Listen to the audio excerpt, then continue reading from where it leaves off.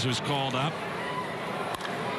And he cranks one out to deep left field. This ball is gone! From a third-option fill-in to a Rookie of the Year candidate, Aledmys Diaz has put himself on the national map with a blistering start to his big league career. The 25-year-old hit .376 after his first 36 big league at-bats while flirting at the .500 mark for most of the first month of the season. It's a lot of fun, It's a lot of fun with my teammates, It's everything here for me is new, So I try to enjoy the moment and just thinking every day come here and prepare myself for the game. That is hammered into deep left center field. It is gone off the top of the wall. So far, offense has been Diaz's calling card. While his bat speed is lightning quick, Diaz has added more power to a Cardinals lineup that already leads the National League in runs scored. Yeah, it's amazing. We have a lot of guys can hit a home run any moment, so we have a pretty good team, and as we get 4 or 5 runs behind, and we know we can go back into the game and win the game. Even though Diaz played some third base back in his native Cuba, while also playing both second and third in the Arizona Fall League, the Cards are allowing Diaz to grow at shortstop, which set into motion a shuffle in the Redbirds' infield. The first of those moves began with Colton Wong getting demoted to the minors, shortstop Johnny Peralta moving to third, and Matt Carpenter welcomed the change from third base over to second. I'm excited. I like that position. I've always liked that position. I just like playing baseball and, moving around.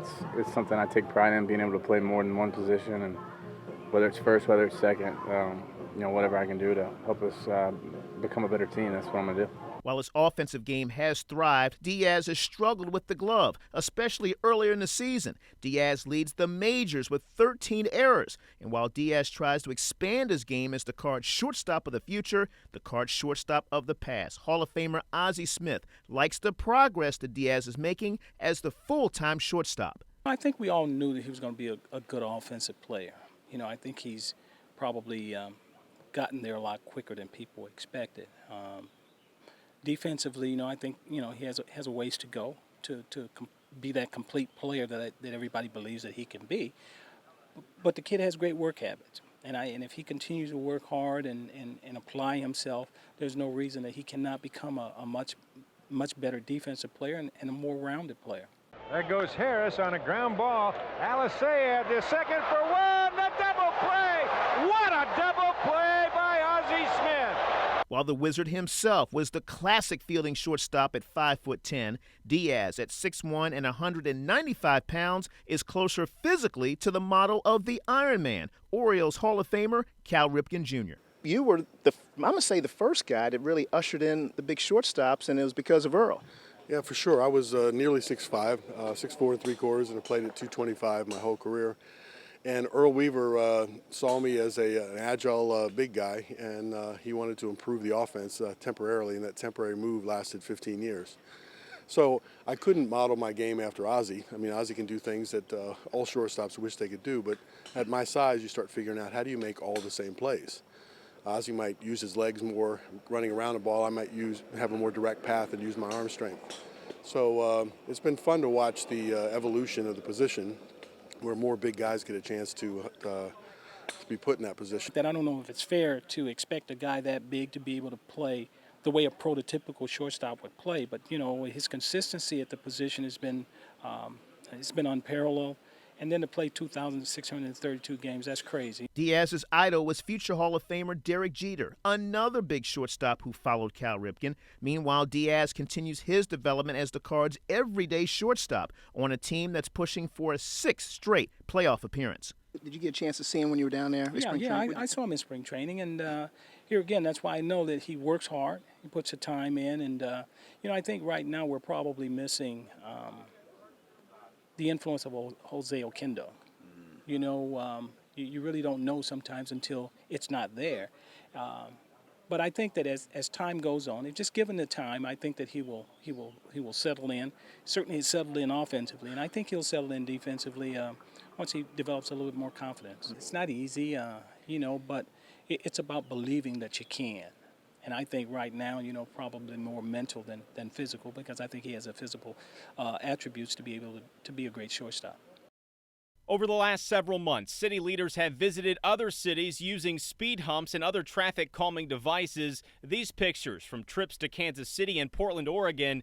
Now the speed humps are coming to the gateway city. Is about 14 feet wide. So you get the gradual ramp up. It tops out at the maximum of 4 inches. We actually like more like 3.5. And then you get the gradual ramp down. Commissioner of Traffic Deanna Vinker says speed humps can be used on residential streets that aren't on snow routes. For busier streets, she says different traffic calming devices will be used, like these bump outs that are already in many areas of the city. Well, that's really what this is about, is reducing that field of vision. Some of our roads that we have here in the city of St. Louis are so wide. Some aldermen, like Chris Carter, say they are now planning where to put speed humps in their ward. But 11th Ward Alderman Tom Villa says speed humps won't fix the problem. People like me that want to keep my front end in line and don't want to drive over those, I'm just going to move over a street, and then the traffic on that street is going to, be exacerbated by extra traffic. He says the process to actually get a device installed will be long and cumbersome. But Vinker says not true, saying small projects, once approved by the Board of Public Service, can go straight into construction. Some will take the speeds down almost 10 miles per hour. Now with the Bommarito Street Fleet and Lauren, this is not the outcome they had hoped for. It is not, you guys. I met little Carson Swire's extended family just about 2 years ago. They asked to meet me out here tonight at his gravesite. They come out here often. They put out decorations on his grave, try to carry on his memory. But they are upset not just about his death, but about the sentence that his mother received for her part in his death. Now, conference this morning joins us now live from Columbia with the latest. Mo? Yeah, Claire, you mentioned it. Emotion, not a dry eye in the house here at Mizzou Arena. And keep in mind, there's still 2 games left to go in Mizzou's season. Saturday, they have the final home game of the season. They'll take on Tennessee, and, of course, next week, a game with Arkansas. But today was really a celebration for the career and the life of the winningest coach in Mizzou history, and that is Gary Pinkel. And here's what we know right now. One person is in custody, and on that person, police found the suspected drugs in a handgun. And this is the area where it all began last night, just after 9 at the corner of Choteau and Compton. When police tried to stop the vehicle, the driver took off. Officers caught up with them at Lafayette and Broadway. Police say when they made contact, the driver sped off again, this time getting into an accident at the intersection of 9th and Carroll. That's when police say all 3 occupants got out and ran. Police were able to catch one of them. People shouldn't, they should just leave them drugs alone. No, I don't fool with drugs. I never have. Police also found a stolen handgun on scene. They continue to investigate. In Midtown, Lauren Posen, News 4. I distinctly remember covering this story exactly 2 years ago, although the scene looks very different now. A report from the Public Service Commission giving us a lot of details about exactly what happened here, although who will be financially responsible still remains to be seen. The flames leapt from every corner of the brick building near Shenandoah and Menard and Soulard. More than a dozen people who were working inside making it out only within minutes of the blast. Firefighters working for hours to put out the fire in the cold temperatures. AT&T had been hired here to install a fiber optic cable line.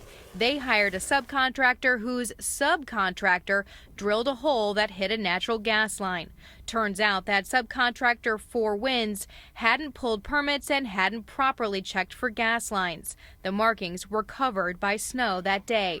Now, owners Brett Schnitker and his wife have filed a case against AT&T and both subcontractors. They feel they should pay for the almost $2 million to recover and rebuild. We picked up the pieces, we've made our best to move on, but it was certainly, it's been a very, very tough few years, and we're looking forward to hoping that they do the right thing. A spokesperson for AT&T tells me they have been cooperating with all of the investigations, and they say they've referred the claim on to the parties they think are responsible. We couldn't reach the subcontractors for their comment. Of course, this is now all up to the courts. We'll keep you posted on what happens. In Soulard, I'm Lauren Traeger, News 4. As far as home field advantages go, the Packers have one of the best in the NFL here at Lambeau Field.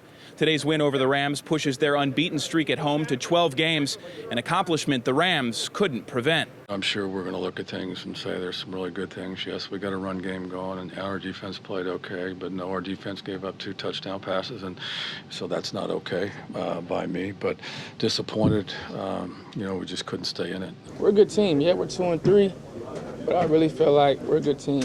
So I'm going to take the positive out of this. Hope everybody else does, and come back stronger after the bye. Yeah, I felt like we done a great job today. We was definitely on the field a lot more than we was the previous week, but we just got to be consistent, like you said, and finish. Put some points on the board, whether it's a field goal or something. We gotta get points on the board. After making strides offensively last week against Arizona, the Packers made things ugly for the Rams this week, forcing quarterback Nick Foles into 4 interceptions. Those turnovers really cost us, but I'll continue to learn from it. That's part of it. This is the tough part of it. You look at it, what you could have done, the decision-making, the ball, stuff like that, and you move forward. I asked head coach Jeff Fisher to evaluate his quarterback's performance. He's doing the best he can right now, and a couple balls were tipped, and I'm sure there's some other balls that he would have liked to make different decisions with. But we're still young in the system, and we'll get it cleaned up. Give me one of the bright spots for today. What do you take away as positive? Our young offensive line, despite the fact that we lost Roger early, they battled against the defensive front, which is a good defensive front. We ran the ball pretty well. So we just have to take advantage of our ability now in the last 2 games, which is clear and present on tape, that we could start throwing the ball and take advantage of that. Todd Gurley again proves his worth to this offense. What do you have to say about his performance? Well, that's why we drafted him. It's pretty impressive. So, back-to-back weeks is pretty impressive with the numbers he's put up. Like I said, against 2 very good defenses. How do you move forward to get ready for Cleveland? We're going to regroup here, recharge, restore during the bye week. Okay, we won't address Cleveland until we don't ordinarily do that until the week of. So we're just going to work on some things that need to get better at. The Rams head into their bye week with a 2-3 record. They return to action at home on October 25th against the Cleveland Browns. Reporting in Green Bay, I'm Mike Colombo, News 4.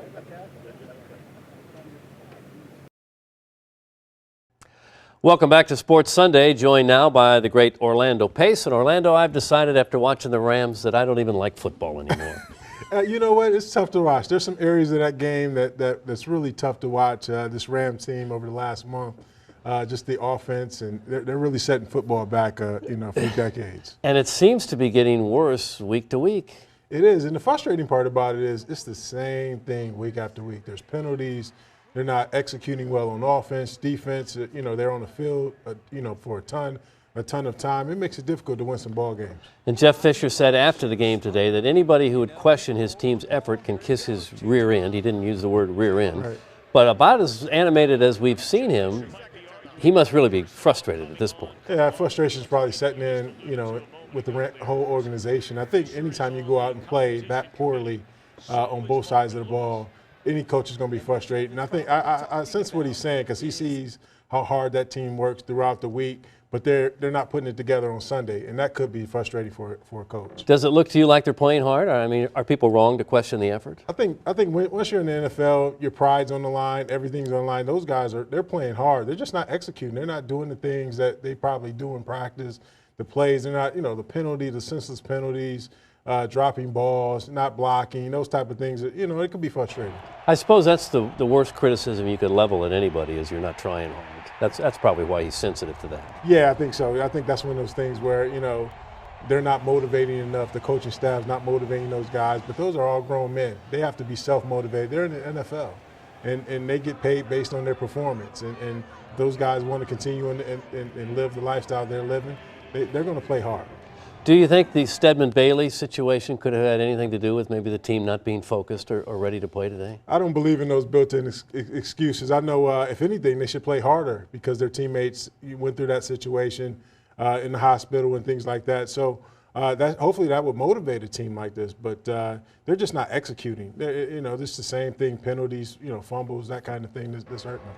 What are they going to do about the quarterback situation? Nick Foles really struggled today. He sure did. And he struggled, the last 3 or 4 weeks, but even before he got benched. And you got to, I don't know if you can get a quarterback that the Mannion came in and played, a few snaps. He completed a few balls.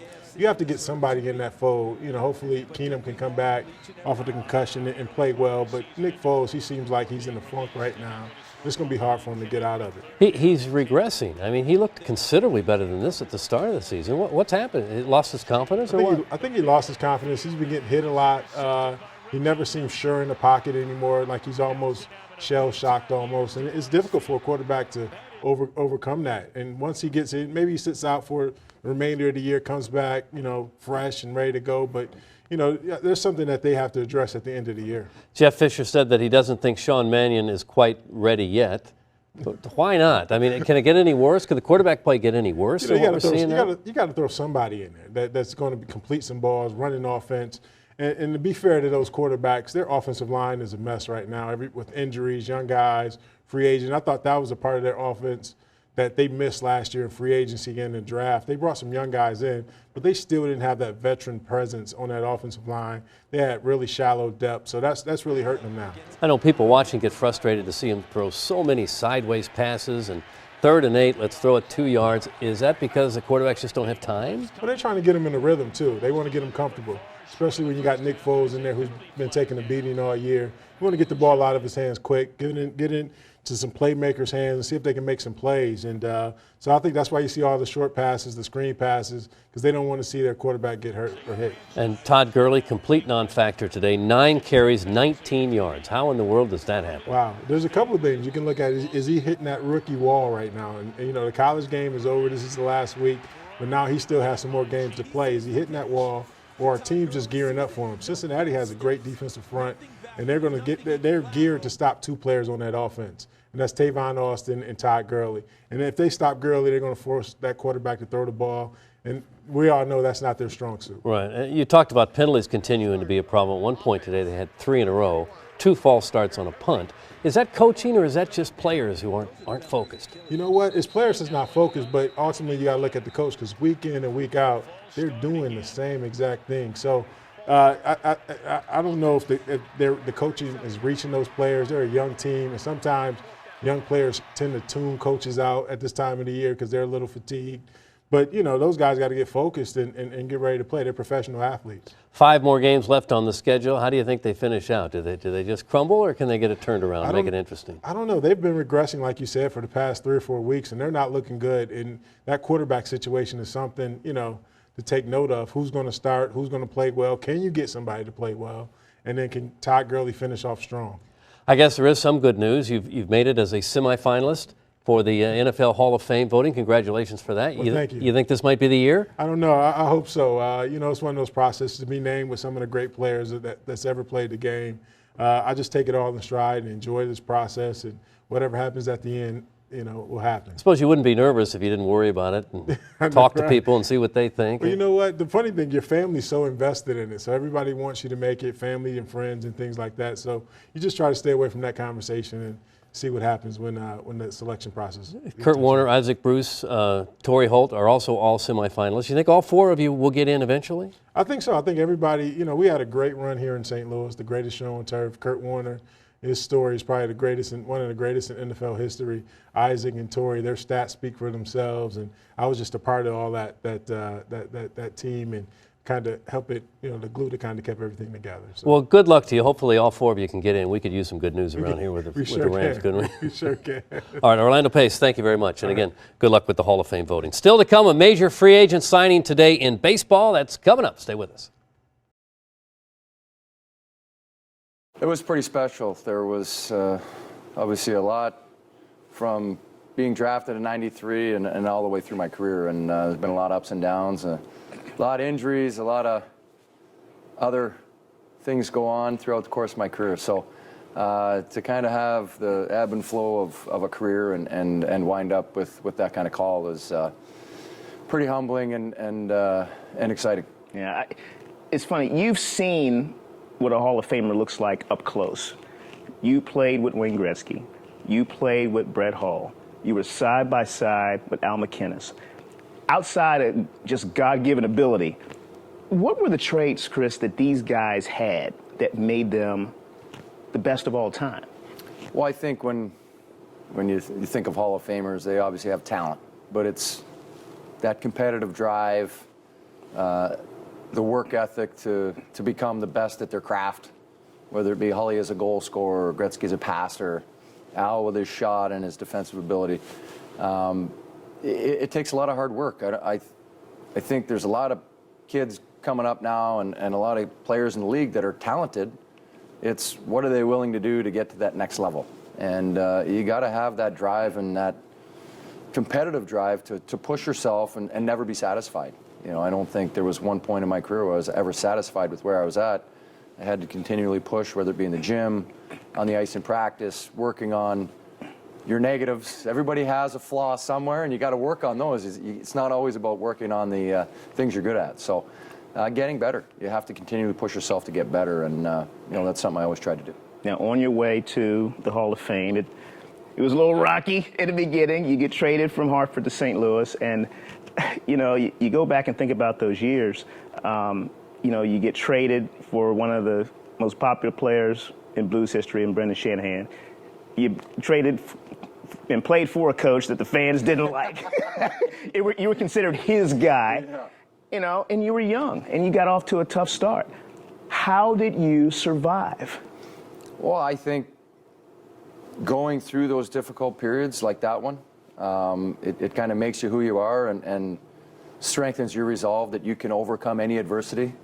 You know, it wasn't easy coming in as a 20-year-old, getting booed every night, traded for a fan favorite, being Mike Keenan's guy. You start ticking down on the cons list over here, and where's the pro side? But it was, you know, I wouldn't trade it for anything. It made me who I was as a player and a person, and to overcome that adversity and push through and you know, eventually block it all out and just play the game that I love to play and knew how to play. You know, that alone speaks for itself and makes this that much more special, is that I'm able to rise to the challenge and push myself through what seemed like an insurmountable mountain of negativity, and you turn it into a positive and smooth, well, not smooth sailing, but at least you're over the first mountain. Well, when did you break through? When did Chris Pronger and the St. Louis fans become one? When did you become the fan favorite? Was there one moment that you thought, or was it just chopping wood over time? Yeah, I think it was a gradual progression. I think the latter part of that first year, we had a decent playoff, loss in Game 7 at Detroit in double overtime. You know, after the three-quarter mark of the season, when I just kind of decided to just block it out and just get over it. You're going to get booed, and eventually I came to love it. But, you know, I just kind of blocked it all out and played to the best of my abilities and just kind of read and react. I mean, you start thinking too much out there, and you're going to be indecisive, and you're going to make the wrong decision. Just play your game, and eventually I just kind of blocked it all out and did that. Started letting my talent kind of showcase itself, and eventually, as I started getting my act together and training and preparing properly for the season, I think eventually I won over the fans and became a fan favorite. Your feistiness, the grit, hard nose, you know, and you have that little smile to kind of go along with it. A smile only a mom can love. I mean, you irritated people. What was it about your game that just got under people's skin? And where did it come from? Where did that grit come from? You know what? I don't know. I always played that way. Just even growing up, I always played physical. I always was in somebody's face. It's a chess match and a mind game a lot of times. It's who's willing to take more and who can dish out more. You know, it's just battle of attrition. You want to grind on people, and you know, you want people, if they're already thinking about you before the game and they're already thinking, man, I got to go against this guy all night, you've already won. You're already in their head, and it's just a matter of a couple subtle taps here and there to get that sparked again, and you're off to the races. Have you thought about the speech? And if you have, are you writing some notes down? I mean, what's that going to be like? Who do you want to to acknowledge, and what's that going to be like when you stand up there and think about your career, a Hall of Fame career? You're pretty far ahead of the game here. I'm trying to get you on this thing now, man. I haven't even thought about that yet. I'm just trying to get my bearings and try to figure out what I got to do. But you know, there's a lot of people that you don't get into the Hall of Fame without a lot of great people surrounding you, a lot of great teammates, coaches, minor hockey folks along the way helping you. I've been fortunate enough to have a lot of great coaches, you know, push me and help develop me into the player I became. And you know, they're obviously going to be a part of it. You know, you don't get there without a lot of help, you know, and support. And you know, you get teammates that you gel with and you play with, that they're an integral part of what you become on the ice and how you play, because on defense you got another partner there and you got to be in sync. If you're not in sync, it's ugly.